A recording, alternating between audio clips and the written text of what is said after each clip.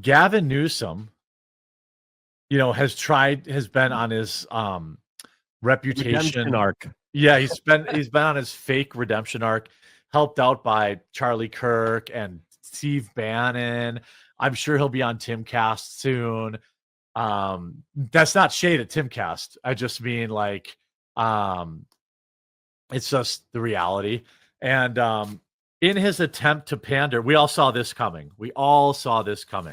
In his attempt to pander, he even his answer to Charlie Kirk was not definitive. Charlie Kirk basically said, "Hey, no men in women's sports," and Gavin Newsom was not like, "Yes, I agree." He basically was like, "Well, it's." He gave a politician answer. Yeah, he didn't even really. He squirmed out of it by just talking nonsensical over nothing. But then last night, I think this was last night. This is last night on CNN. So let's talk about the word Latinx. Just 2 weeks ago, here's what he said about it.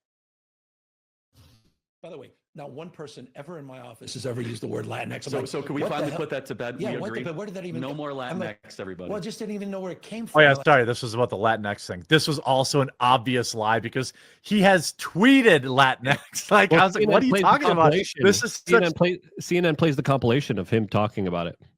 Oh, okay. You got really quiet there for a second. Are you still? I'm still here. Can you hear me? Oh, you're glitching out again, bud. I don't know what's going on. Okay, well, as he works on his... I can still hear you. Can you hear me? But there was a person who used Latinx. It was actually a really important person. Oh, wait, no, you're not. It was him. You're there. It was my right? Yeah, that's right. And look, these aren't minor shifts. These are progressive issues that Gavin Newsom used to champion until fairly recently. And now he's not just walking away from them. He's sort of acting like they were never legitimate with that clip talking about Latinx in the first place. But let's take Latinx. We did find somebody who used it repeatedly in his office. Let's take a listen to this. I hope we can really paint a picture in terms of our consciousness of how impactful this has been on the Latinx community. The Latinx and Black communities. You've got politicians that are banning not assault rifles, but the word Latinx. They're not even serious. I mean,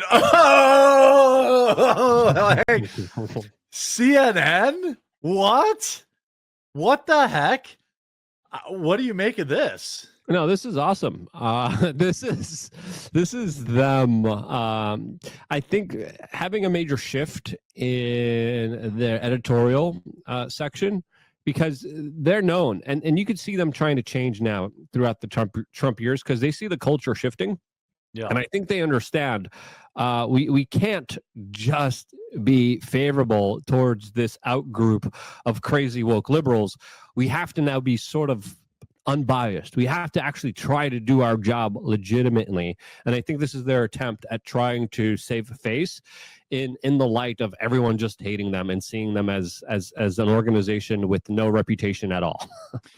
Yeah, I will say, and I can't believe these words are coming out of my mouth, but I actually find that segment where they have, what's that guy's name? Scott Jennings? Is that his name? I forget his name. Where they have the one conservative versus 5 liberals. I find that watchable. I'm not saying it's great, but I do like watching him completely destroy them. And it's funny that it's funny that they have taken more of this. Well, it started when they got sold and all these layoffs. They knew they know they have to get a little less bias. That's why they brought that guy on. I mean, CNN taking down Gavin Newsom is probably, that's very bad for him. That's optically not good. He's the obvious 2028, 2027, Democratic nominee. I think I can't think it's either him or Kamala. And Shapiro too from Pennsylvania. He was just on Josh Bill Maher Shapiro recently, and Bill Maher wouldn't let it go about how much he's going to be running in 2028. And Oh, it's okay. pretty clear he's very polished.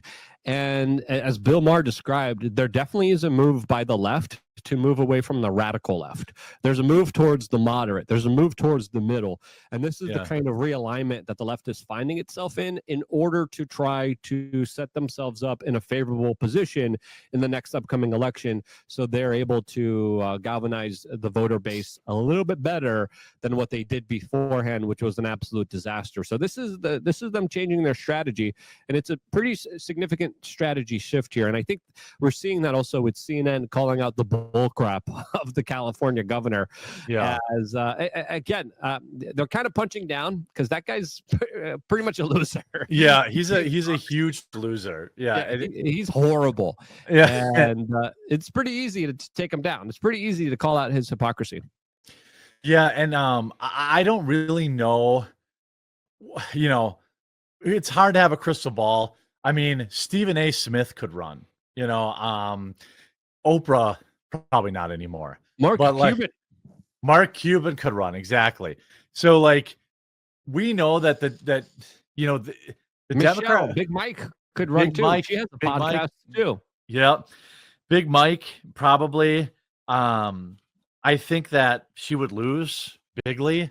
But she's never really got caught up in like the insane far left progressive nonsense. So she would be even more palatable, you know.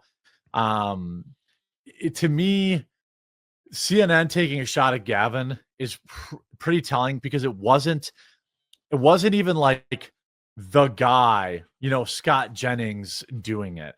It was just a regular panel. And it'll be, you know, I'm really intrigued in who the Democrats are going to actually run. I think Because- they're testing everyone out. I think they're seeing what sticks on the wall. They're just like, okay, let's put them, you know, in the pressure cooker. Let's see what sticks here. Yes. Let's see what actually comes out and is actually viable for us, because they're in a very desperate mode. They still have a very long time to kind of reshape and try to brandish and figure out a way to bring forward someone that isn't just full of absolute crap. But I think their kind of beta testing of Gavin is coming out as, yeah, that's a lot of crap here. It stinks.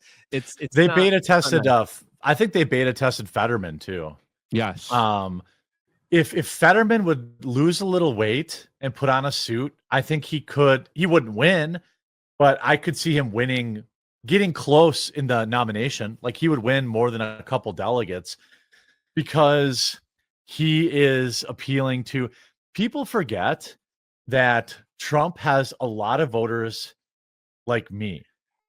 I am very moderate, and like I would not rule out an extremely moderate Democrat against, let's say, you know, like W.